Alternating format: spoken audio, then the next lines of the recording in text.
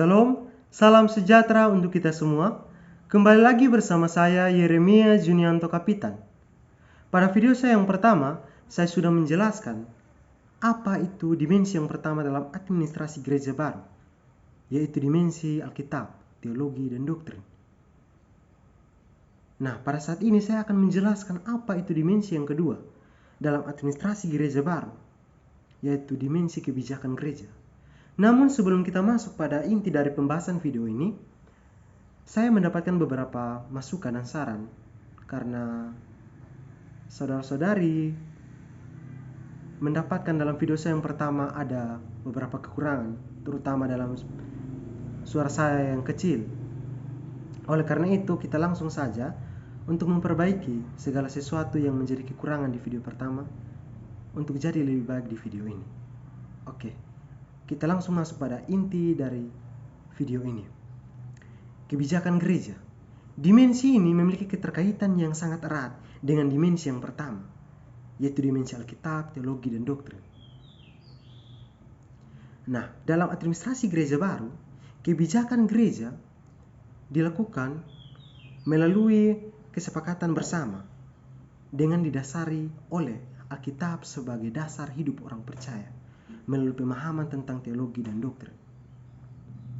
Nah, dengan dasar yang bersumber dari Alkitab, teologi, dan doktrin, penyelenggaraan administrasi gereja baru sudah memiliki fondasi dan dasar yang kuat untuk menetapkan suatu kebijakan dalam gereja. Kebijakan-kebijakan yang dibuat tentu diharapkan dapat memecahkan masalah dan juga menjawab kebutuhan jemaat,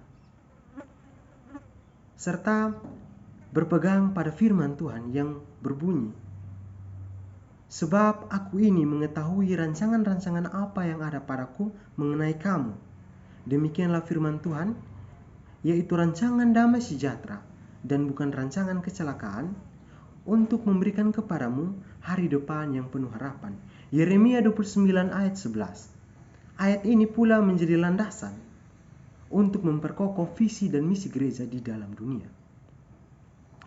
Kebijakan-kebijakan gereja sebagai aspirasi jemaat atau gereja juga akan menghasilkan produk-produk kebijakan gereja secara output berupa yang pertama itu teologi, yang yakni berkaitan dengan pemahaman iman jemaat dan pemimpin gereja dan juga pengakuan iman, ajaran-ajaran, dan akta gereja. Nah, yang kedua itu adalah regulasi, yakni tentang tata gereja, peraturan gereja, baik itu dari level sinode hingga jemaat. Yang ketiga itu adalah program kerja, yakni program kerja yang dibuat di tingkat sinode hingga jemaat. Nah, yang keempat adalah dekresi, yakni yang dibuat di level sinode hingga jemaat, seperti sidang majelis jemaat dan sebagainya. Nah, dalam penyelenggaraan administrasi gereja baru, seorang pendeta sebagai pemimpin gereja, ia sangat berperan penting.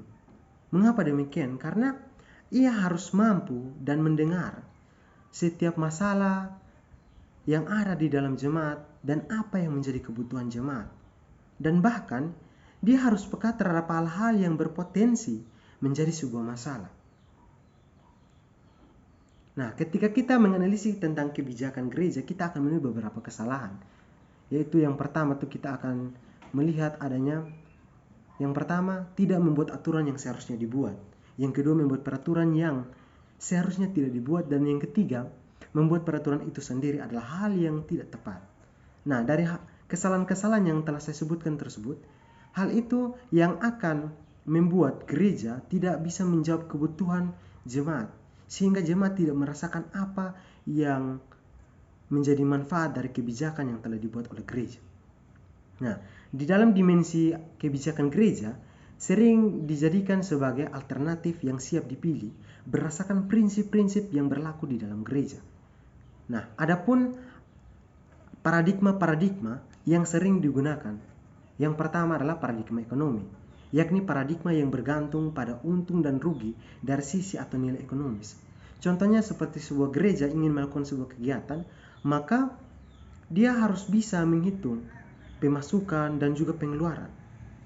Karena tidak boleh jika pengeluaran lebih besar dari pemasukan, tetapi yang seharusnya adalah pengeluaran yang lebih kecil untuk mendapatkan pemasukan yang lebih besar. Nah, yang kedua adalah paradigma publik. Paradigma ini mengajarkan kita bahwa dalam melaksanakan sebuah kebijakan, kita harus mengutamakan kepentingan publik seperti masyarakat. Kita harus bisa lihat apa yang kita buat supaya dari kebijakan itu jemaat atau masyarakat bisa merasakan apa yang telah dibuat oleh gereja. Nah, yang ketiga adalah paradigma informasi. Nah, paradigma ini berbicara atau mengajarkan kepada kita untuk bagaimana kita bisa memutuskan sebuah kebijakan dengan perlu untuk memastikan terlebih dahulu data dan informasi yang diperoleh agar kita melakukan sebuah kebijakan itu bisa akurat dan sesuai dengan kebutuhan jemaat tentunya. Nah, ketika kita melakukan sebuah kebijakan di dalam gereja, tentu gereja akan mendapatkan tantangan dan juga ada beberapa faktor yang menjadi penghambat. Sama seperti adanya tekanan dari luar dan ada juga tekanan dari dalam. Seperti bagaimana di dalam gereja itu mereka masih menggunakan cara-cara yang lama, cara pikir yang lama, baik itu secara pribadi maupun kelompok yang ada di dalam gereja. Dan selain itu juga yang menjadi salah satu penghambat dalam membuat kebijakan gereja adalah ini cara berpikir yang sempit.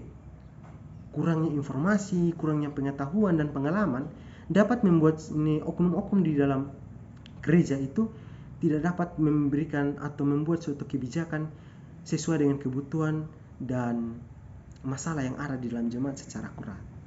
Oleh karena itu, dari hal-hal yang telah saya sebutkan dalam administrasi gereja baru ini, di mana tentang dimensi kebijakan gereja, alternatif yang dilakukan atau yang dibuat dan ada di dalam administrasi gereja baru ini, sekiranya bisa menjadi suatu dorongan, terobosan baru agar gereja mampu melaksanakan dan membuat suatu kebijakan yang sesuai dengan konteks jemaat dan kebutuhan jemaat.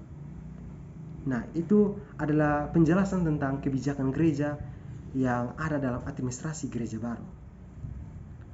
Kiranya apa yang saya sampaikan ini bisa bermanfaat bagi teman-teman semua, dan tetap pantau channel saya karena dimensi-dimensi berikutnya saya akan membahasnya dalam channel saya.